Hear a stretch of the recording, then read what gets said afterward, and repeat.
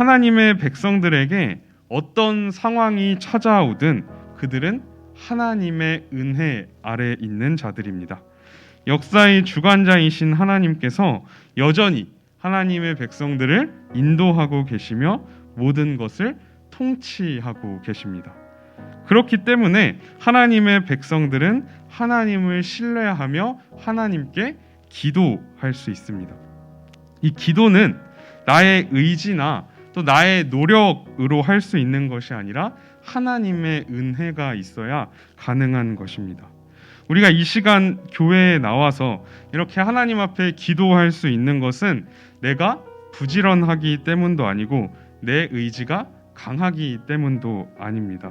우리에게 하나님의 은혜가 부어졌기 때문에 우리가 이 시간 하나님 앞에 나와 기도할 수 있는 줄 믿습니다.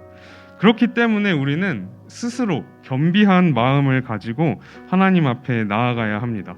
사실 우리가 할 수 있는 것은 아무것도 없으며 우리의 유일한 소망은 오직 하나님뿐이심을 고백하는 그 겸손한 마음으로 하나님 앞에 나아가야 하는 것입니다. 그리고 하나님께서는 그렇게 겸비한 마음으로 하나님을 의지하는 하나님의 백성들을 결코 외면하지 않으시고 기도하는 그 순간부터 그 기도 가운데 응답하시고 역사하신다는 것을 오늘 말씀은 우리에게 보여주고 있습니다. 오늘 본문을 보면 바사 왕국의 군주가 천상의 존재를 막았고 미가엘이 그를 도와주었다라고 기록하고 있습니다. 이것은 실제로 이 땅에서 일어나는 전쟁이라기보다는 하늘에서 일어나고 있는 영적인 전쟁을 보여주는 것입니다. 이스라엘과 다니엘에게 주어진 그 모든 상황 위에는 영적 전쟁이 있었습니다. 이 전쟁은 결코 쉽지 않고 때로는 하나님의 백성들을 기진맥진하게 만들 수도 있습니다. 하지만 분명한 사실은 그 영적 전쟁의 최종 승리자는 바로 하나님이시라는 사실입니다. 비록 원수가 승기를 잡는 것처럼 보일지라도 하나님께서는 그 모든 것을 통치하시고 또 모든 것을 자신의 뜻대로 이끄시는 분이십니다. 우리에게도 수많은 상황과 또 수많은 사건들이 찾아옵니다. 하지만 우리는 그런 상황 속에서 우리 위에 영적인 전쟁이 일어나고 있다는 사실을 기억해야 합니다. 우리에게 찾아오는 그 문제가 단순히 우리의 이 땅에서만의 문제가 아니라 우리를 넘어뜨리고 또 우리가 하나님으로부터 멀어지게 하고 우리를 하나님의 뜻대로 살아가지 못하게 하려는 악한 영의 공격이라는 사실을 우리는 잊어서는 안 될 것입니다. 그리고 그 가운데 우리가 하나님을 의지하며 하나님께 기도로 나아가야 합니다. 왜냐하면 그 전쟁은 우리의 힘으로 이길 수 있는 전쟁이 아니기 때문입니다. 본문에서 다니엘은 지쳐 있었습니다. 잠들어 있었고 엎드려 있었고 말문이 막혀 있었고 그 몸에 호흡할 힘도 남아있지 않았습니다. 하지만 하나님의 사자는 다니엘에게 또다시 반복해서 말씀합니다. 큰 은총을 받은 사람이여 두려워하지 말라. 평안하라. 강건하라. 강건하라.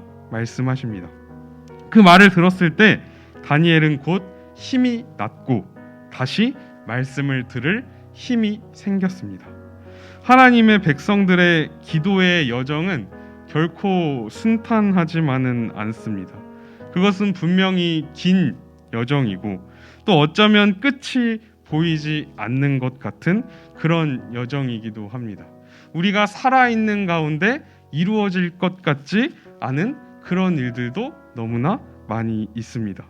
하지만 분명한 것은 하나님께서 하나님을 의지하며 하나님께 기도하는 그 하나님의 백성들을 위로하시고 다시 일어서서 나아갈 수 있는 힘을 주신다는 사실입니다.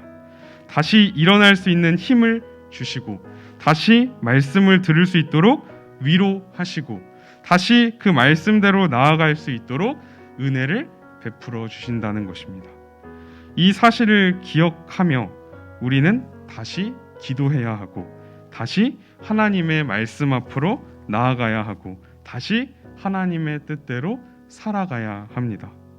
하나님께서는 궁극적인 승리자이십니다. 모든 역사를 주관하시는 만왕의 왕이십니다. 동시에 그 하나님은 우리와 함께 하시는 우리의 위로자이시고 우리의 힘이시고 우리의 능력이십니다. 오늘 하루도 그 하나님을 의지하며 또 그 하나님께 기도하는 저와 우리 성도님들이 되기를 소망합니다. 그래서 하나님께서 주시는 그 은혜로 우리가 다시 힘을 얻고 다시 일어나서 다시 하나님의 말씀대로 살아갈 수 있는 그런 오늘 하루가 되기를 소망합니다.